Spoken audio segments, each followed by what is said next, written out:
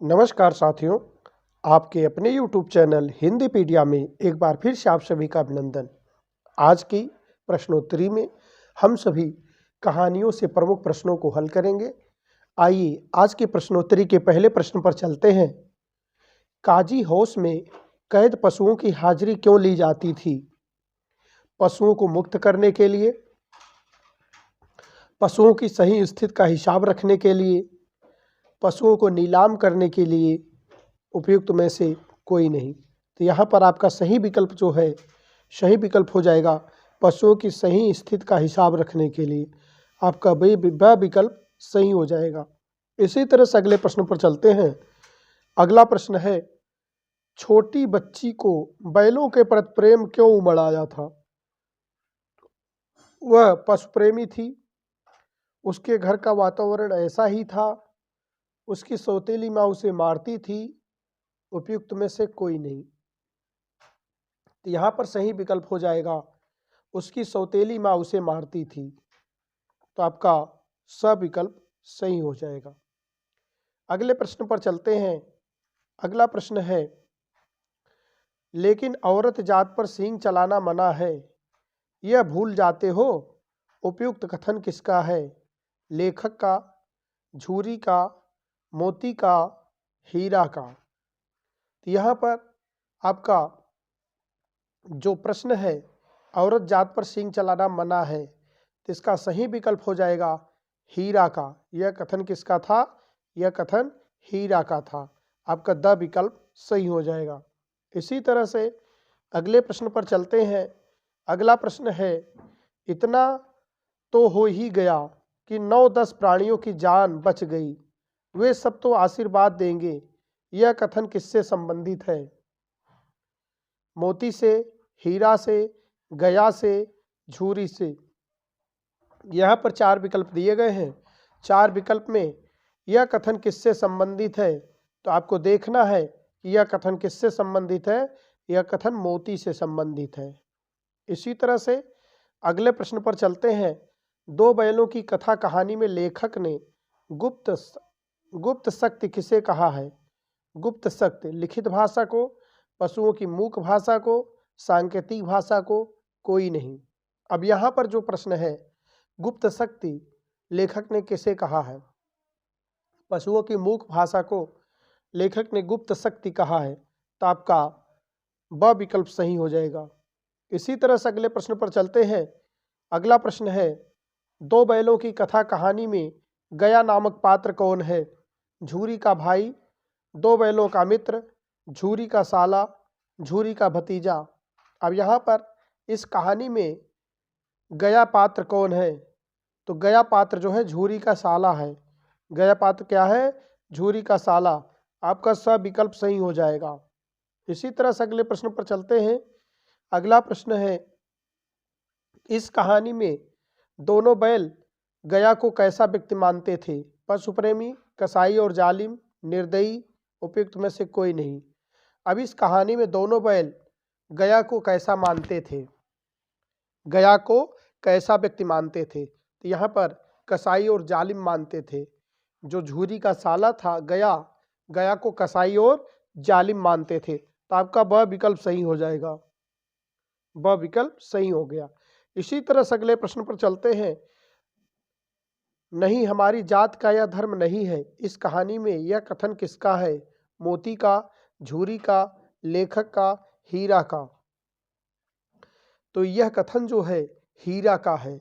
नहीं, यह हमारी जात का धर्म नहीं है, यह कथन हीरा का है। तो आपका द विकल्प सही हो जाएगा। इसी तरह से अगले प्रश्न पर चलते हैं। अगला प्रश्न है, जो जोर तो मारता ही जाऊंगा, चाहे कितने ही बंधन पड़ते जाएं, इस वाक्य के माध्यम से लेखक ने क्या भाव व्यंजना की है? दृढ़ संकल्प, स्वाभिमान, निरंतर संघर्ष से मुक्ति की, और स दोनों। यहाँ पर आप ध्यान से देखेंगे तो यहाँ पर 4 कथन दिए गए हैं। तो इसमें दृढ़ संकल्प भी सही है और निरंतर संघर्ष से मुक्ति की बात भी है। तो आपका अ और स दोनों सही होगा। आपका द विकल्प सही हो जाएगा। आपका द विकल्प सही हो जाएगा। इसी तरह से आप द विकल्प सही करने के बाद अगले प्रश्न पर चलेंगे। अगला प्रश्न है, आपका द विकल्प सही हो जाएगा। द विकल्प सही होने के बाद अगले प्रश्न पर चलते हैं। अगला प्रश्न है, मर जाऊंगा पर उसके काम न आऊंगा, यह कथन किसने किससे कहा है? यह कथन किसने किससे कहा है? तो यह कथन मोती ने हीरा से कहा है। यह कथन मोती ने हीरा से कहा है। तो आपका ब विकल्प यहाँ सही हो जाएगा। इसी तरह से अगले प्रश्न पर चलते हैं। दो बैलों की कथा में प्रेमचंद ने किसका वर्णन किया है? दो बैलों की कथा में प्रेमचंद ने किसका वर्णन किया है? कृषक और पशुओं में भावनात्मक संबंध का, दो बैलों के आपसी सहयोग का, पशुओं के प्रति प्रत्येक कृषक के प्रेम का, उपयुक्त में से कोई नहीं। अब यहाँ पर जो प्रश्न आपका है, दो बैलों की कथा में प्रेमचंद ने किसका वर्णन किया है? प्रेमचंद ने कृषक समाज, कृषक और पशुओं में भावनात्मक संबंध का वर्णन किया है। तो आपका अ विकल्प सही हो जाएगा। अ विकल्प अपना सही कर सकते हैं। इसी तरह से अगले प्रश्न पर चलते हैं। अगला प्रश्न है, दो बैलों की कथा कहानी में परोक्ष रूप से किस भावना से जुड़ी हुई है? दो बैलों की कथा कहानी परोक्ष रूप से किस भावना से जुड़ी हुई? पशुओं की आज़ादी से, आज़ादी के आंदोलन में, पशुओं के प्रति कृषक की सहानुभूति से, और उपयुक्त में से कोई नहीं। तो यहाँ पर जो बात है, जो प्रश्न पूछा गया है, पशुओं की आज़ादी से यह कहानी परोक्ष रूप से जुड़ी हुई है। परोक्ष रूप से पशुओं की आज़ादी से जुड़ी हुई है। इसी तरह से अगले प्रश्न पर चलते हैं। अगला प्रश्न है, दो बैलों की कथा कहानी की मूल संवेदना क्या है? पशुओं का मनुष्य से प्रेम करना, मनुष्य का पशुओं से प्रेम करना, स्वतंत्रता के लिए संघर्ष की अनिवार्यता, उपयुक्त में से कोई नहीं। तो यहाँ पर जो प्रश्न है, इसका सही विकल्प आपका स हो जाएगा। स्वतंत्रता के लिए संघर्ष की अनिवार्यता, स्वतंत्रता के लिए संघर्ष की अनिवार्यता। दो बैलों की कथा कहानी की मूल संवेदना क्या है? मूल संवेदना है स्वतंत्रता के लिए संघर्ष की अनिवार्यता। इसी तरह से अगले प्रश्न पर चलते हैं। अगला प्रश्न है, सुअवसर ने मुझे वह मोती दे दिया है, पंक्ति में मोती है। अब यहाँ जो आपका प्रश्न आया है वह नमक के दरोगा, प्रेमचंद की कहानी नमक के दरोगा से आया है। तो इसमें देखिए, सुअवसर ने मुझे वह मोती दे दिया है, पंक्ति में मोती है। पंडित आलोपिन दीन, बंसीधर, एक बहुल रत्न, मौत से जूझने वाला व्यक्ति। यहाँ मोती किसे कहा गया है? तो यहाँ मोती जो है बंसीधर को कहा गया है। आपका ब विकल्प सही हो जाएगा। बंसीधर को कहा गया है। इसी तरह से अगले प्रश्न पर चलते हैं। अगला प्रश्न है, नदी तट पर आपने मेरी प्रार्थना नहीं स्वीकार की थी। इस पंक्ति में प्रार्थना शब्द से आशय है मेरा कथन, मेरा समझाना, मेरी नगद राशि, मेरा आशीष। यहाँ प्रार्थना शब्द से जो अर्थ लिया गया है, मेरी नगद राशि से लिया गया है, अर्थात मेरे द्वारा दिए गए राशि को आपने ठुकरा दिया था। इस तरह से अगले प्रश्न पर चलते हैं। अगला प्रश्न है, लड़कियां हैं यह घास फूस की तरह बढ़ रही हैं, बंसीधर के पिता इस कथन का क्या आशय है? बंसीधर के पिता के इस कथन का क्या आशय है? तो लड़कियां जल्दी जल्दी बड़ी हो रही हैं, लड़कियों की संख्या घर में बढ़ रही है, लड़कियां व्यर्थ की सामग्री बन गई हैं, लड़कियों पर बहुत धन खर्च होता है। यहाँ पर आप ध्यान से देखें तो लड़कियां जल्दी जल्दी बड़ी हो रही हैं, इसका यह कथन है। आ विकल्प आपका सही हो जाएगा।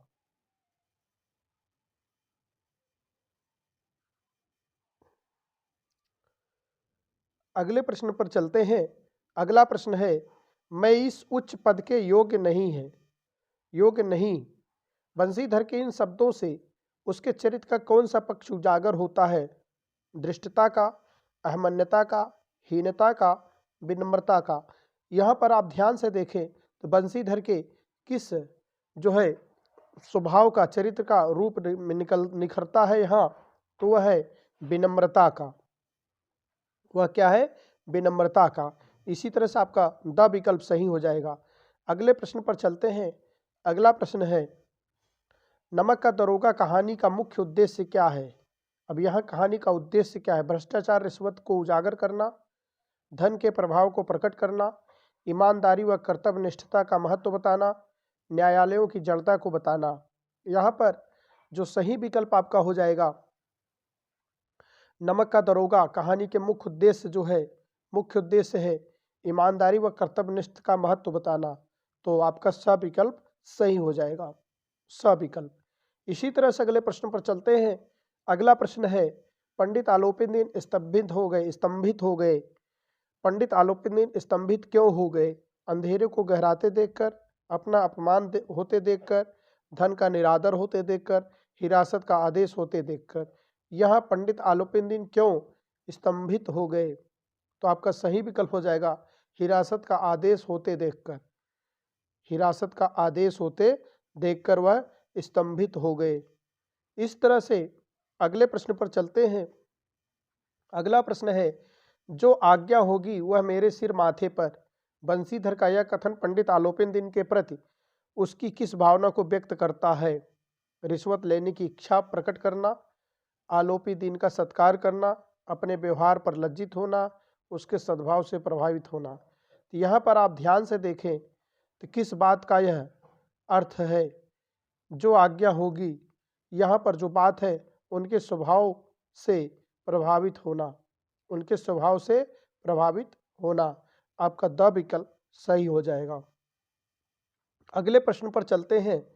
अगला प्रश्न है, नमक का दरोगा कहानी का संदेश है सूझबूझ से काम करने का, समाज से बुराई दूर करने का, किसी के आगे हाथ न फैलाने का, निर्भय होकर कर्तव्य मार्ग पर डटे रहने का। यहाँ पर जो सही विकल्प आपका हो जाएगा वह है नमक का दरोगा का कहानी का संदेश है। तो कहानी का संदेश जो है वो द विकल्प आपका सही हो जाएगा, निर्भय होकर कर्तव्य मार्ग पर डटे रहने का। द विकल्प आपका सही हो जाएगा, निर्भय होकर कर्तव्य मार्ग पर डटे रहने का। इसी तरह से अगले प्रश्न पर चलते हैं। नमक का दरोगा नामक कहानी की रचना का कथ्य है समाज में रिश्वत का प्रभाव दर्शाना, सच्चाई की प्रेरणा देना, ईमानदारी की प्रतिक्रिया बताना, भ्रष्टाचार की निंदा करना। अब यहाँ नमक का दरोगा कहानी की रचना का कथ्य बताना है। कथ्य क्या है? तो कथ्य ईमानदारी की प्रतिक्रिया बताना, ईमानदारी की प्रतिक्रिया बताना। आपका स विकल्प सही हो जाएगा।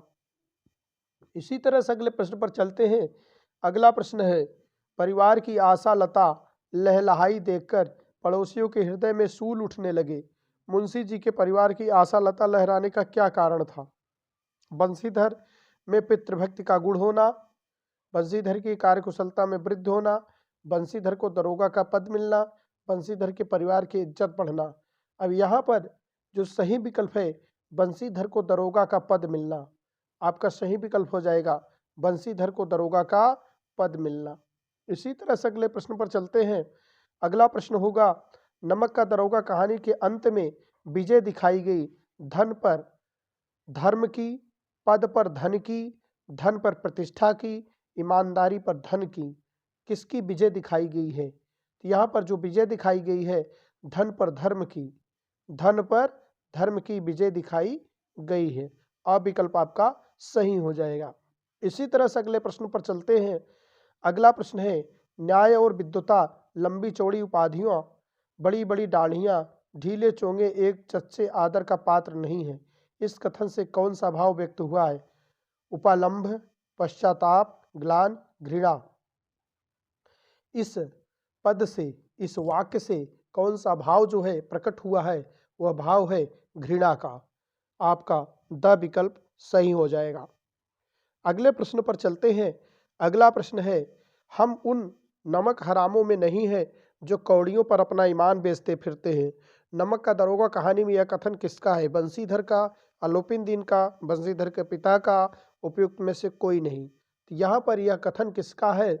हम उन नमक हरामों में नहीं है, यह कथन बंसीधर का है। अब विकल्प आपका सही हो जाएगा, यह कथन बंसीधर का है। इसी तरह से अगले प्रश्न पर चलते हैं। अगला प्रश्न है, मैं कगारे का वृक्ष हो रहा हूँ। नमक का दरोगा कहानी में यह कथन किसने कहा है? पंडित आलोपीदीन ने, मुंशी बंसीधर ने, बंसीधर के पिता ने, बदलू सिंह ने। अब यह कथन किसने कहा है? तो यह कथन किसने कहा, मैं कगारे का वृक्ष हो रहा हूँ? तो यह कथन बंशीधर के पिता ने कहा है। यह कथन बंशीधर के पिता ने बंशीधर को समझाते हुए कहा है। इसी तरह से अगले प्रश्न पर चलते हैं। अगला प्रश्न है, न मुझे विद्वता की चाह है, न अनुभव की, न मर्मज्ञता की, न कार्यकुशलता की। नमक का दरोगा कहानी में इन पंक्तियों को कहने वाले कौन है? बंशीधर, आलोपीदीन, बंशीधर के पिता, सिपाही बदलू सिंह। अब इस तरह से यहाँ भी 4 विकल्प दिए गए हैं। तो इस 4 विकल्प में पंडित आलोपीदीन का यह कथन है। पंडित आलोपीदीन का यह कथन है। आपका ब विकल्प सही हो जाएगा। इसी तरह से अगले प्रश्न पर चलते हैं। मासिक वेतन तो पूर्णमासी का चाँद है। नमक का दरोगा कहानी में यह कथन किसका है? 4 विकल्प दिए गए हैं। बंशीधर के पिता का, पंडित आलोपीदीन का, वकील का, बंशीधर का। मासिक वेतन कहा गया है, तो मासिक वेतन जो कहा गया है वह बंशीधर के पिता ने कहा है। यह किसने कहा है? कथन किसका है? बंशीधर के पिता का है। इसी तरह से अगले प्रश्न पर चलते हैं। अगला प्रश्न है, उपन्यास सम्राट किसे कहा जाता है? मुंशी प्रेमचंद को, चंद्र शर्मा गुलेरी को, राही मासूम रजा को, फणीश्वरनाथ रेणु को। तो उपन्यास सम्राट मुंशी प्रेमचंद को कहा जाता है। उपन्यास सम्राट मुंशी प्रेमचंद को कहा जाता है। इस तरह से आज की प्रश्नोत्तरी यहीं तक। आपको प्रश्नोत्तरी अच्छी लगी है, चैनल को सब्सक्राइब करें, वीडियो को लाइक करें। इसी तरह से प्रश्नोत्तरी आपको हम देकर आपकी तैयारी पूर्ण कराते रहेंगे। आज के लिए इतना ही। धन्यवाद। जय हिंद, जय भारत।